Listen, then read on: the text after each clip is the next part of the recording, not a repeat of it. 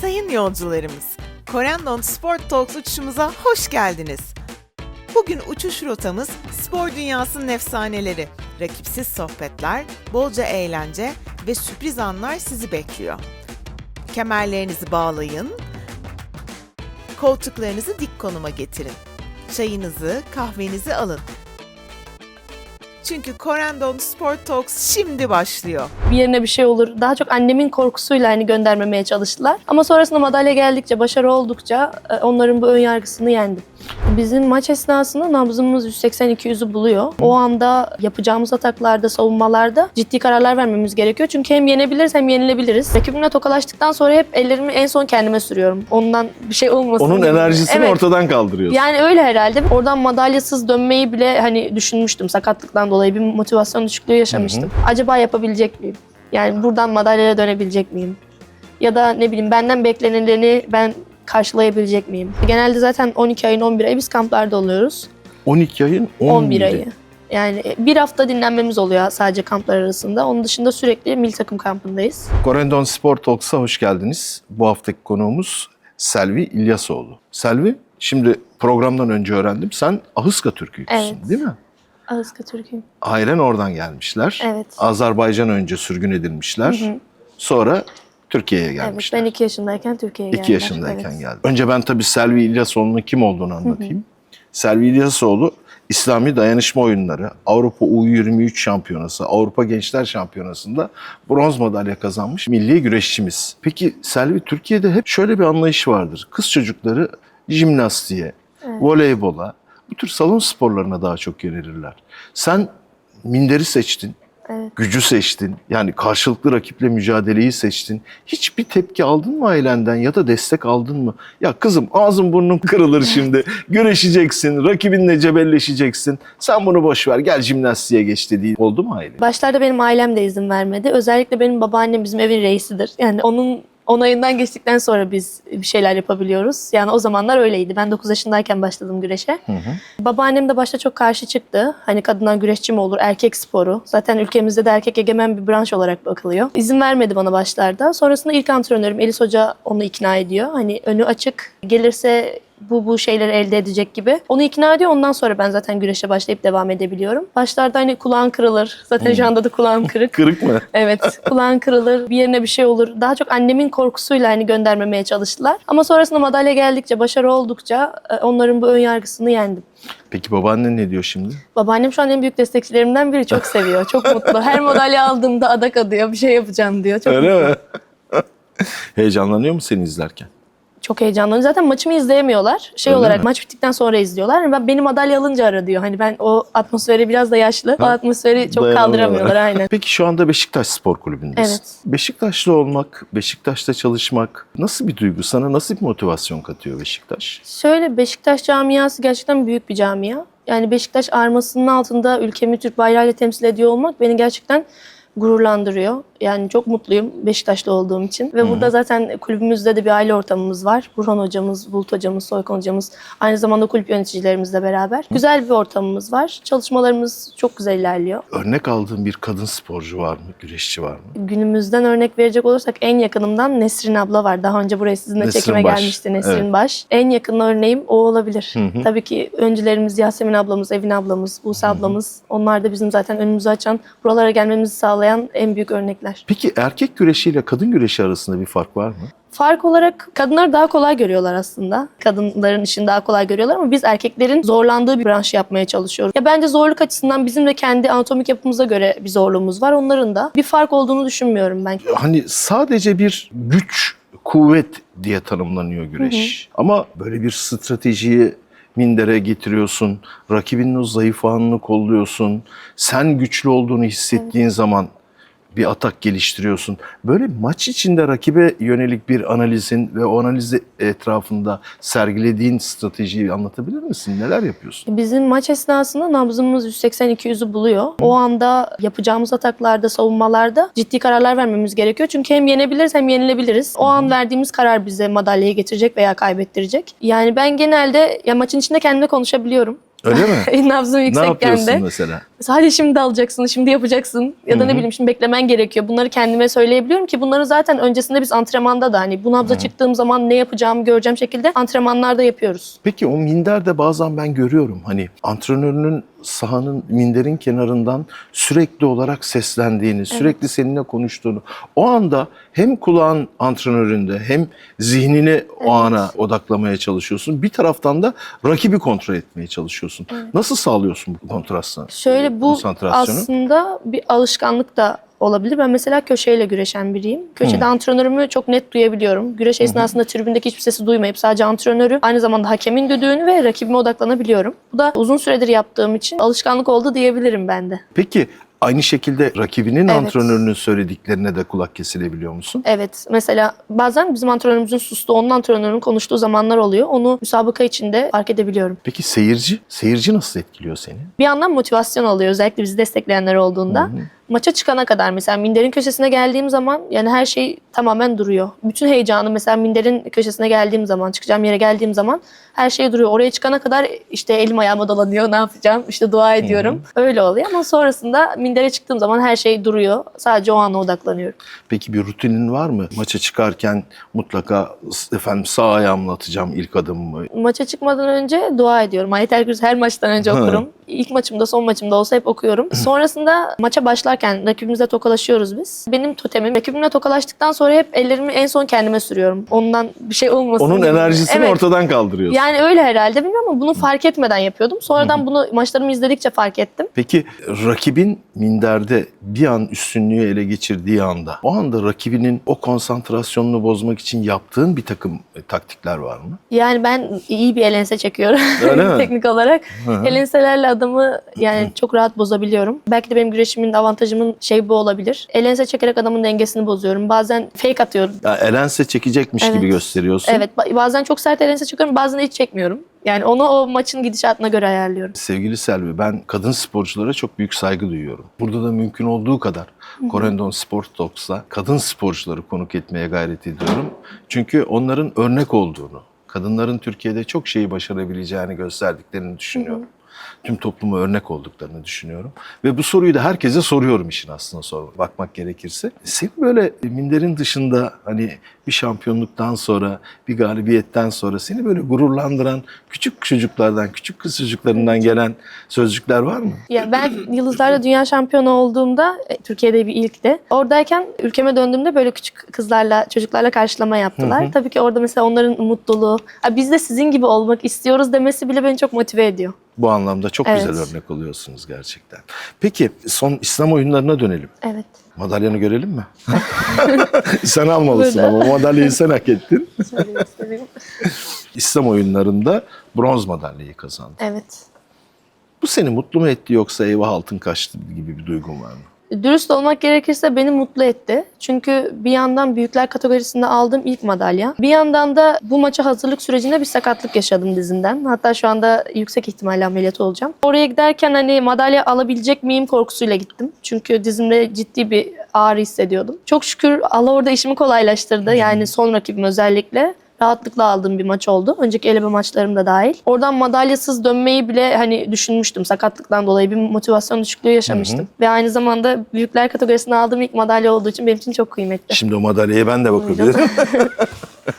Evet, Riyad'da. Riyad'da aslında çok güzel bir şehir değil mi? Evet. Ya ben de Gezme en son fırsatımız oldu. geçtiğimiz yıl mı, ondan önceki yıl mı Fenerbahçe Galatasaray arasında yapılacak olan, daha doğrusu yapılamayan final için gitmiştim oraya. Çok gelişmiş bir Evet. şehire dönüşmüş. Hakikaten şaşırdım ben de orada. Peki bir şey sorayım. Bir güreşçinin günü nasıl geçer? Şöyle milli takım kamplarımızda genelde zaten 12 ayın 11 ayı biz kamplarda oluyoruz. 12 ayın 11 11'i. ayı. Yani bir hafta dinlenmemiz oluyor sadece kamplar arasında. Onun dışında sürekli milli takım kampındayız. Yani sabah 7.45-8 gibi Nerede yürüyüşümüz kampa oluyor. giriyorsunuz? Genelde Nerelerde? Ankara'da, İstanbul'da, Niğde'de, Bolu'da o şekilde oluyor. Sen bir taraftan da öğrencisin. Evet. Bayburt Bayburt Üniversitesi'nde. Üniversitesi'nde öğrenciyim. Hangi bölümdeydi? Antrenörlük eğitimi. Antrenörlük eğitimi Evet. alıyorsun. Ama bir taraftan da güreşe devam ediyorsun. Bu biraz Evet. güçlük çek. Yani açıkçası bize işimiz kolay diyorlar ama hiç kolay olmuyor. Çünkü hem sınavlara okula gitmesem bile hem sınavlara hazırlanmam gerekiyor hem güreşe devam ettirmem gerekiyor. Yani iki alanda da bir başarı sergilemem gerekiyor. Ya bu anlamda bence zor. Yani diğer normal okula gidenler için hani onların açısından bizim işimiz daha kolay gibi gözüküyor. Okula gelmiyorlar diyor ama Bu noktada size okul yönetimi sanıyorum gerekli kolaylığı sağlıyor değil mi? yani evet destek oluyorlar. Milli sporcu Evet. olduğunuz için destek oluyorlar. Peki oraya dönelim.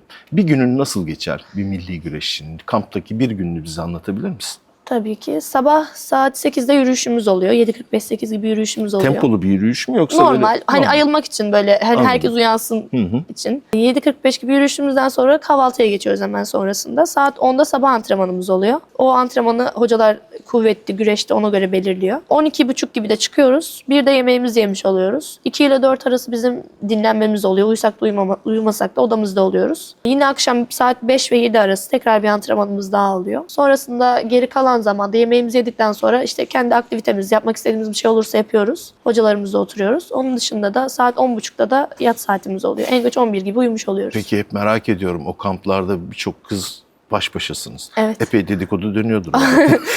Çok dönüyor. Dönüyor değil mi?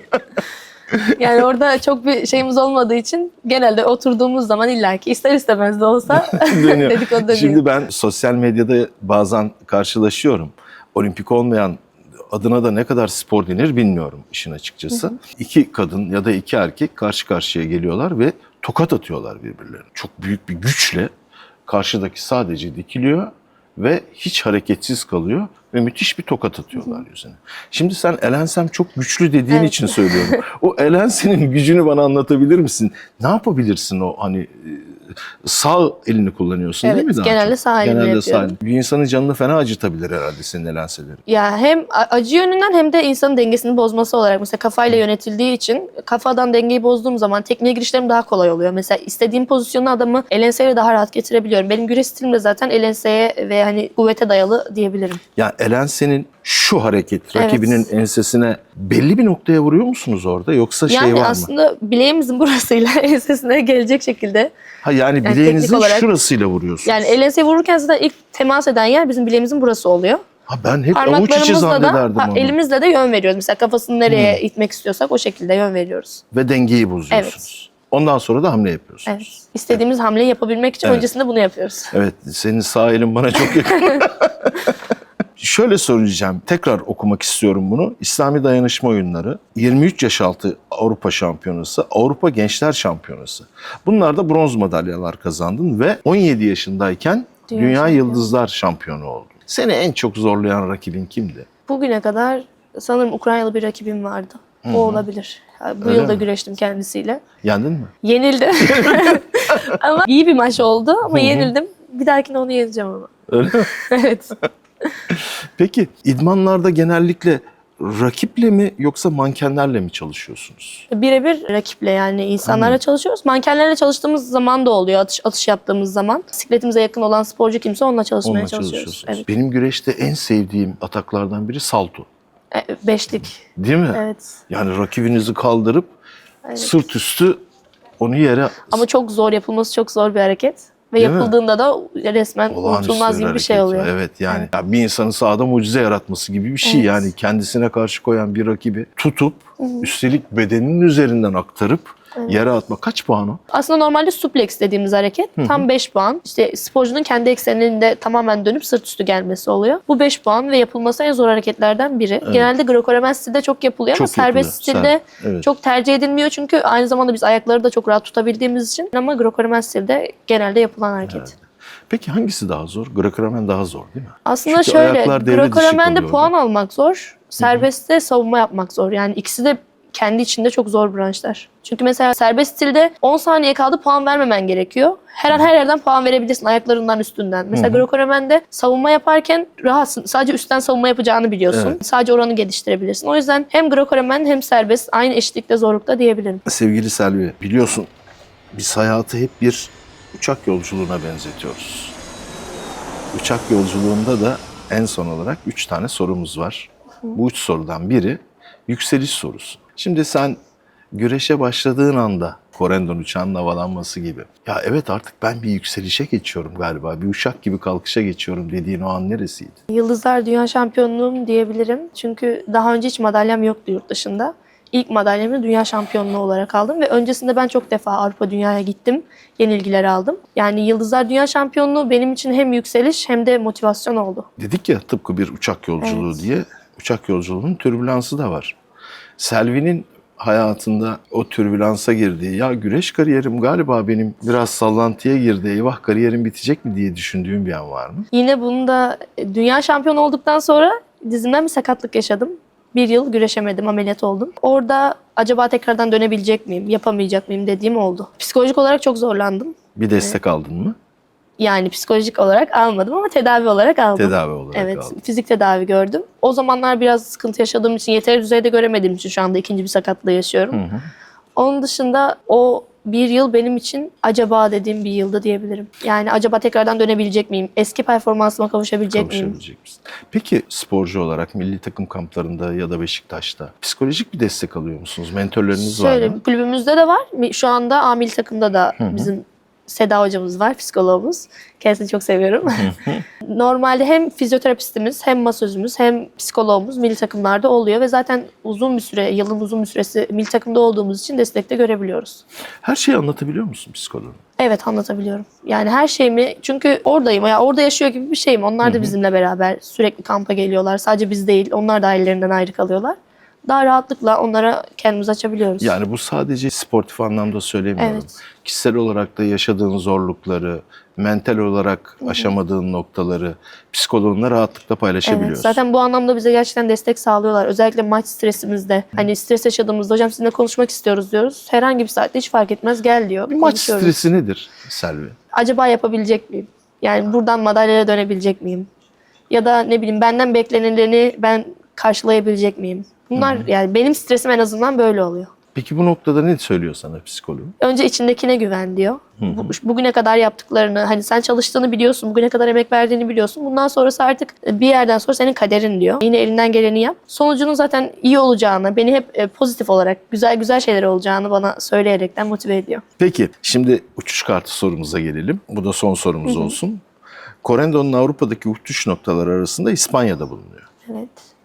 Biraz önce de bahsetmiştik. İspanya'da düzenlenen Avrupa Gençler Güreş Şampiyonası'nda kadınlarda 62 kiloda üçüncülük kazanmıştı. Evet. Alman Schell bronz madalya kazandın. Bu noktadan sonra Selvi'nin zihninde o bronz madalyadan sonra, İspanya'daki o şampiyonadan sonra benim kariyerim şurası artık, benim hedefim burası artık dediğin nokta neresi? Ya büyükler kategorisinde Türk güreşinde alınmamış bir olimpiyat madalyası var. Altın madalya. Her sporcunun olduğu gibi tabii ki de olimpiyat altın madalyası. Sonrasında onlardan önce gelen Avrupa Dünya klasmanında güreşmek ve öncelikle kotayı almak. En büyük hayalim tabii ki de olimpiyat ama öncesinde olimpiyata giden hedefte basamaklarımız Avrupa ve Dünya şampiyonaları ve kota müsabakalarımız. Yani önce Avrupa Dünya'da madalya almak, ülkemi en iyi şekilde temsil edip bayrağımızı göndere çektirmek. Sonrasında olimpiyatta alınmamış, Türk güreşinde olmayan, kadınlarda olmayan madalyayı almak istiyorum. Amerika'da her yıl 10.000 genç Evet. ben olimpiyat şampiyonu olacağım diye spora başlıyor. Yani umuyorum ve diliyorum ki sen ve senin gibi kadın sporcularımız da Türkiye'de 10.000'lere hatta 100.000'lere örnek olurlar ve ben olimpiyat şampiyonu olacağım diye spora başlarlar. Geldiğin için çok teşekkür ediyorum. Ben teşekkür Ağzına ederim. yüreğine sağlık. Madalya için de ayrıca çok teşekkür ediyoruz. Çok teşekkür ederim. Bu haftalık Corendon Sports'tan bu kadar. Gelecek hafta görüşmek üzere.